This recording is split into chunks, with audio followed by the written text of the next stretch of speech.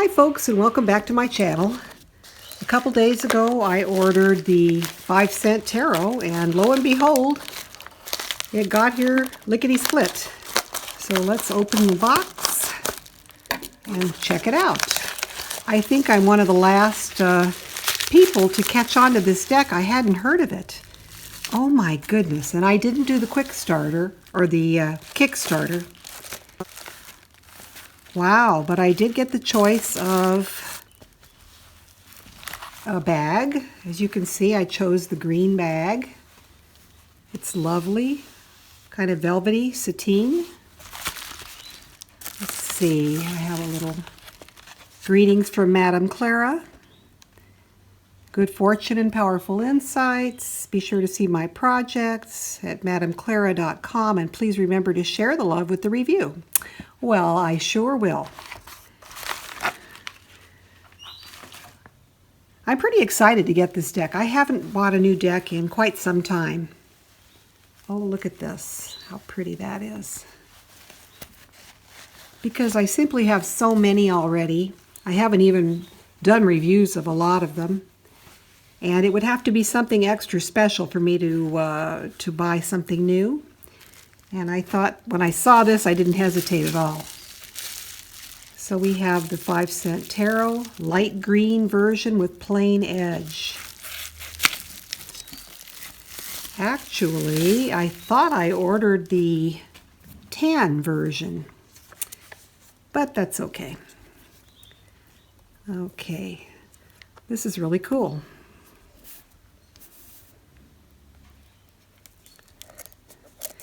One of my favorite channels on YouTube is Vincent Petici, and he also has a website called tarotmaps.com, and I love the way he uses keywords and mapping, kind of using word association with the tarot. So when I saw this deck and I saw that it relied quite a bit on keywords and also has reverse keywords on here, I thought it would be a lot of fun. So here's the first edition. 78 plus 4 cards. Okay, here we go. We have Madame Clara Sees All, Fate, Fortune, and Destiny. Ask the cards. So it's sort of got a Victorian vibe to it. And I do have the Victorian Romantic Tarot. I do not have the Bohemian Gothic, and I do not have any steampunk decks, but I think they're all sort of from the same genre. And I kind of like the antique feel that those kind of decks have. So very nice box, hard cardboard, pretty. And we have a little green book. 5-cent tarot. Oh, great, little thumbnails of the cards.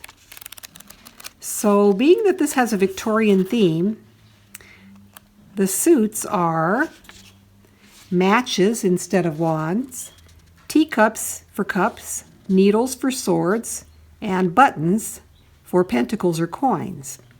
And that sort of fits in with me with a Victorian ladies' parlor, things that you might find there.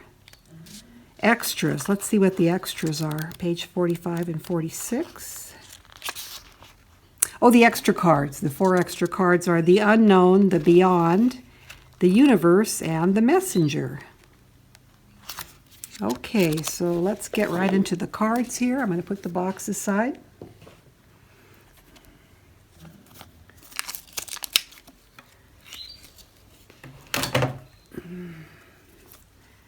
Okay, so here we're going right into the suit of matches, cups, needles, and buttons. And I would like to go to the major arcana first. So let's set the minors aside. And here we have the Fool, which is a frog. So if you feel froggy, jump. That's a motto I sort of enjoy. New beginnings, free spirit, spontaneity. And if you like to read reversals and this card comes up reversed, you can see that it means recklessness, risk, or naivete. So either way you want to look at these cards.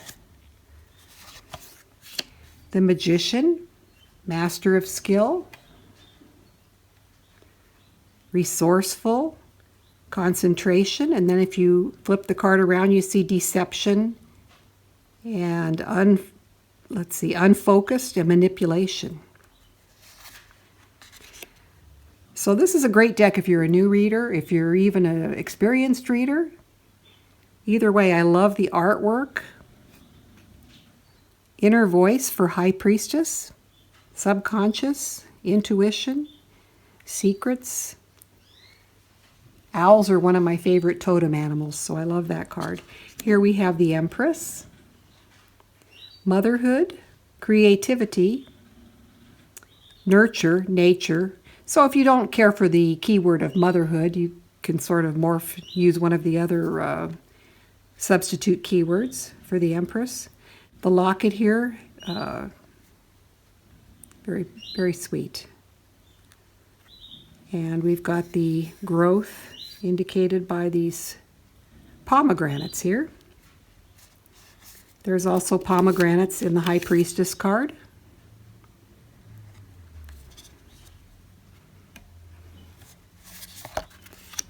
Here we have the Emperor, power, authority. Oh, I love the gramophone there. Control. The Hierophant. Oh gosh, some sort of an insect. How odd. Several insects here. Wisdom, morality, freedom, beliefs, religion. Relationships for the lovers. Separation, contentment, crossroads, choices, infidelity. We've got the snake and the apple, so sort of an Adam and Eve theme there. The Chariot, determination, control. Oh gosh, that's really sweet. I love that. Aggression, willpower, disposition, strength, influence, control, compassion, self-doubt, insecurity, and weakness. The Hermit. Oh gosh, there we have a fish. That's like a catfish that's way down at the bottom of the river or the pond. So that is a hermit in its own animal kingdom. Alone time, isolation, self-discovery, soul-searching. Then we have Wheel of Fortune for destiny, upheaval, loss, misfortune, or good luck, fate, and karma. Justice for cause and effect. I like that. We've got the scales here. Fish in bird cages. Kind of a little bizarre, but interesting. Dishonesty, truth, fairness. The Hanged Man. Oh, perfect, a bat. Letting go, pause, sacrifice, stalemate, resistance or perspective. Death, endings and beginnings. Transition, fear of change or stagnation. Temperance, balance, excess. It's a turtle. That's interesting, a turtle with a butterfly on him, on his back. Impatience, purpose, balance, excess. Patience, you know, that's sort of unusual for me. I don't necessarily think of temperance as being patience. I think of it more as balancing or moderation. But that is one of the key words, balance. Then we have the Devil with a little dung beetle here. Restriction, excess, fear, detachment, temptation. The Tower, we've got a tower of turtles, pretty precarious there. And then on top, we've got a a chess figure, a snake, close call, fear of loss, upheaval, resistance and change, or resisting change, renewal for the star, faith, hope, or on the opposite side of the spectrum, despair and uninspired. Pretty cute starfish there. The shoes give it a kind of odd touch. And we have the moon. I like this moon card. It's got a couple of, looks like coyotes. What's that? Nothing. Looks like we've got coyotes there, which are members of the dog family. There's a coyote on one side and a regular dog on the other side. So the coyote for the wild dog, and then this is the domestic dog. Then we've got the crayfish, the moon, the water. Here's the sun. Oh wow, we do have the horse. Instead of a baby, we've got the iguana, which is a kind of a elemental that represents sun and the south, heat, energy, happiness, joy, optimism, and on the other side we have discontent. Here we have judgment.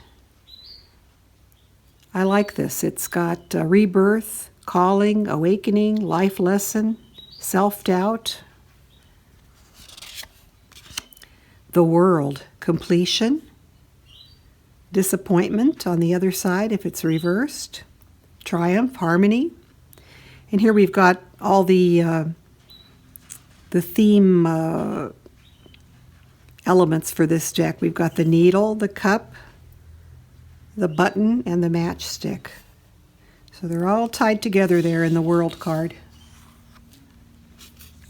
Now here we have those 4 extra cards. The unknown, which is an egg, which is great. You don't know what's inside the egg. The unknown, it hasn't emerged yet. And an ultimate beginning. So that's really neat. Openness. Let's see. I don't understand this word. Oh, shielding. Shielding. I thought that was a 0. Shielding, curiosity, egotism, openness, reticence. So there's the unknown. Here we have the beyond, the soul, higher being, belief, and the universe. So we had the world and we also have the universe. Infinite growth, that infinite expansion of the universe. Very cool. So it represents infinite growth. And then we have the messenger. So your spirit guides, divine signs, protection. So when you sort of get that message that's going to tell you which way to go, the messenger. So those are the major arcana plus the 4 bonus extra cards that come in this deck. All right, and we'll just run through the minors real quickly. We have the matches, Ace of Matches,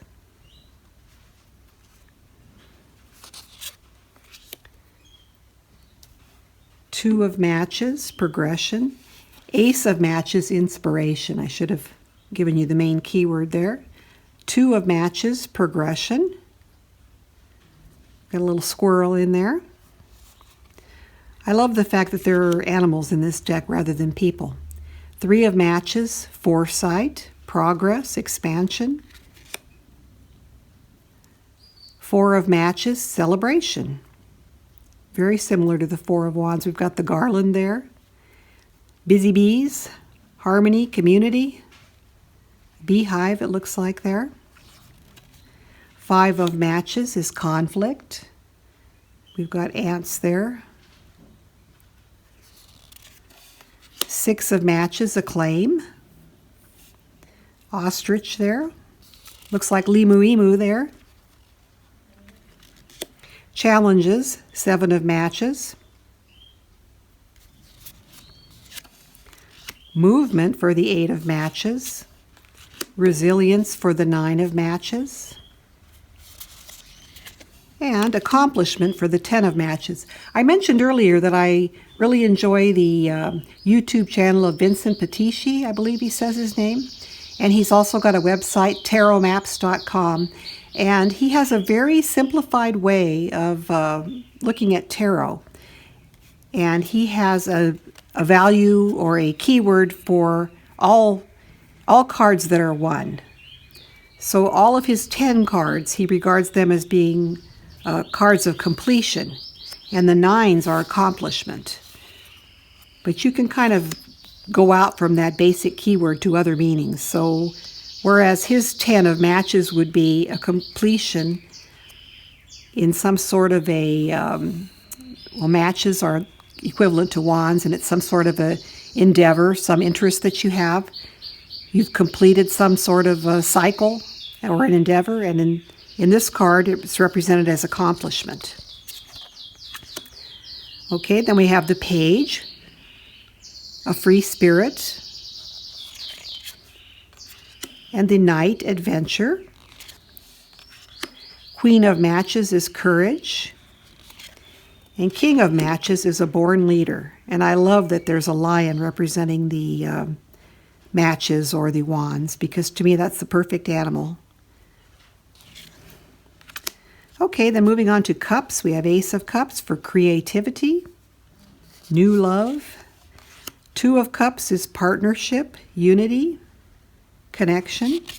3 of Cups is friendship, community, collaboration. 4 of Cups, meditation, contemplation, retreat. A little slightly different from Rider-Waite. Rider-Waite represents 4 of Cups as being kind of discontent or being bored, ennui.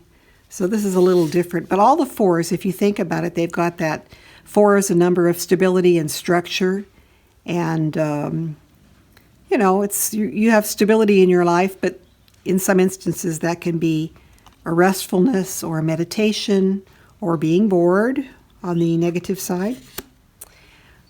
5 of Cups, we have disappointment, pessimism, regret. 6 of Cups, innocence, playful, joy. 7 of Cups, fantasy, confusion, choices, opportunities.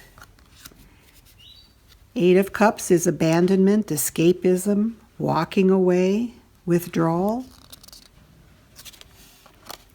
9 of Cups is your wish come true. Love it. Look at that peacock. That's so beautiful.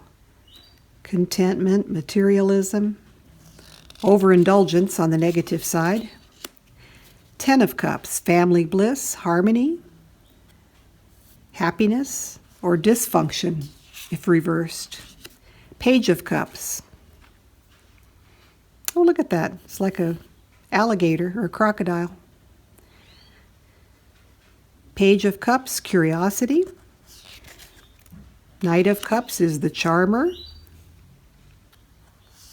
Seahorse. I love that. 10 of Cups, or Queen of Cups.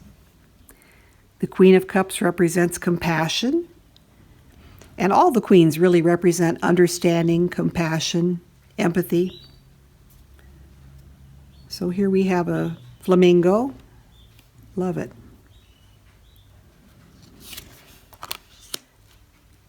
And the King of Cups, compassion. Oh, that's interesting. They're both compassion. Well, because the card suit is cups, and cups represent emotion, control, balance, and if reversed, heartlessness. Now, in the other system I was talking about, queens represented understanding, and kings represented knowledge. So they're similar, but yet there's a slight difference. That the queens had more of that feminine empathy and intuition and understanding, whereas the kings were knowledge, accomplishment, that sort of thing. Okay, we're moving on to the suit of needles. Ace of needles is a breakthrough. New thought or idea. Look at that needle with the, I'm not sure what kind of a snake that is. Interesting. Here we have two of needles. An impasse, a stalemate, or a decision. Avoidance, confusion, or indecision. Three of needles. We have heartbreak, optimism, sorrow, suffering, forgiveness. Four of needles. Isn't that sweet? Relaxation, meditation. Could also be burnout or stagnation. Five of needles. Disagreement, resentment, sneakiness, reconciliation.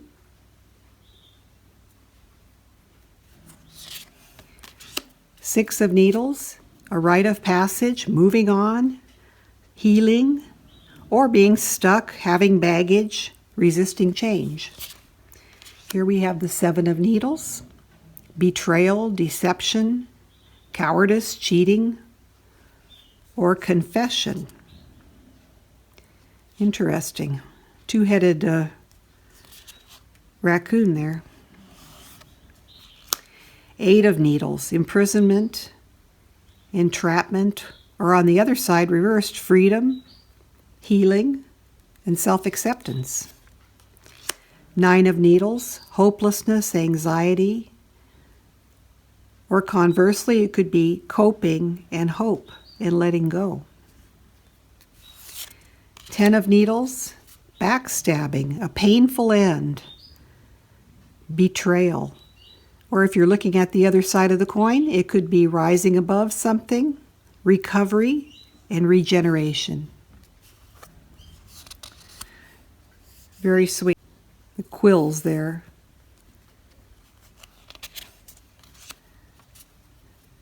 Page of needles. Restlessness, curiosity, new ideas. Knight of needles is someone who's unstoppable, an action hero, courageous, impulsive. Queen of needles, clear of mind, honest, unbiased. Could also be cold of heart, bitter, and emotional. King of needles is disciplined, authority, intellect. Could be weakness, cruelty, and manipulation on the flip side of that one. Here we have the suit of buttons. Ace of buttons, opportunity, abundance, prosperity. And if reversed, could be a lost opportunity, instability, or a warning. Two of buttons, a balancing act, priorities, flexibility. And conversely, it could be spinning plates. That's kind of an interesting phrase.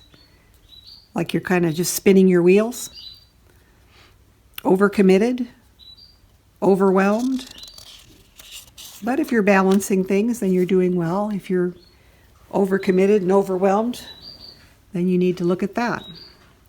Here we have the three of buttons, collaboration, teamwork, learning, which I've always thought of the three of coins as being sort of the apprentice card where you're learning a new trade or skill. But this is more of a community. It's also, it also can represent being sponsored by someone and having a mentor. So in that sense, there's collaboration and teamwork and learning. So that works. Four of buttons, conservatism, security, frugality. But in excess, we can have greed, misery, and letting go. Five of buttons, hardship, loss, isolation, worry, but it could also be charity and forgiveness and recovery. The six of buttons is generosity, sharing, charity, but it could also be stinginess and self-care. Concern with yourself rather than others. Unpaid debt is that's pretty interesting. The reverse meaning they have here is unpaid debt. Wow, this could give you some really direct readings. I can't wait to start using it. Perseverance, 7 of buttons. Overwork, reward, diligence, delays, or aimlessness. So you're either persevering or you're aimless. Interesting. Apprentice, the 8 of buttons. So that's what they consider the apprentice card in this deck. Mediocrity, mastery, uninspired, focus, perfection. You know, on the Rider-Waite, you see the workman working on 8 pentacles. So in that sense, I think of it more as a card of accomplishment and completing a task rather than apprentice. But we have mastery as one of the keywords here also. 9 of buttons. We have the falcon that normally sits on the lady's hand in the 9 of pentacles. Luxury, reward. Could also mean you're living beyond your means, you're a workaholic, and you're overextended. 10 of buttons, share the wealth, having a legacy to pass on. Inheritance. Conversely, it could be insecurity, financial loss, and instability. Page of buttons, a dream endeavor. Now see, I think of the Page of Pentacles or Page of Coins as more a student, someone learning a new trade. And I guess that's similar to having a dream endeavor, something that you're wanting to do and you're getting ready to undertake it. So it's a sense it's manifestation, diligence. Conversely, could be greediness or laziness, procrastination. Here we have Knight of Buttons, responsibility, patience, accomplishment. And on the other side of the coin, we have boredom and stagnation, rut and routine. Queen of Buttons, nurturing, providing, smothering, jealousy, practicality, and independence. Pretty cute. That's, I believe, kangaroo or wallaby. I don't know. I'm not too familiar with those Southern Hemisphere Australian animals. But isn't that a cute picture? A rabbit there. So that is the Queen of Buttons, or would be the Queen of Pentacles in a traditional deck. And here we have the King of Buttons. Abundance, security, discipline. And on the converse side, it could be stubborn, greed, and indulgence. So that's a quick walkthrough. I love this deck. I love the cardstock. I did not get the colored edges. You can order this deck with darker edges, but I thought this looked just fine like this. And the cardstock is not too thick. I believe it will shuffle pretty easily. Let me give it a try. The cards themselves are just on the borderline for me of being oversized. I don't like cards that are too big or too oversized, but in the case of these cards, you wouldn't want them too small or you would lose the detail. There's a lot of detail in each card. So this is about the right size for me personally. They could be made bigger if people had, if a person had larger hands and wanted to have a larger deck, but I couldn't really handle one much bigger than this. Okay, let's see. Okay, it shuffles, riffle shuffles okay. The cards are not sticky. Overhead shuffles just fine too. Nice quality, not too thick, not thin. It's not going to damage very easily.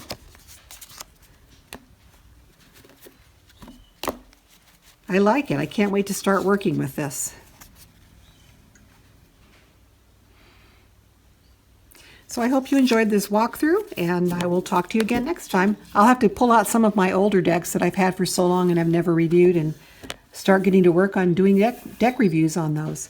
All right, take care. I hope you have a really great February, and we will talk to you all again soon. Bye-bye.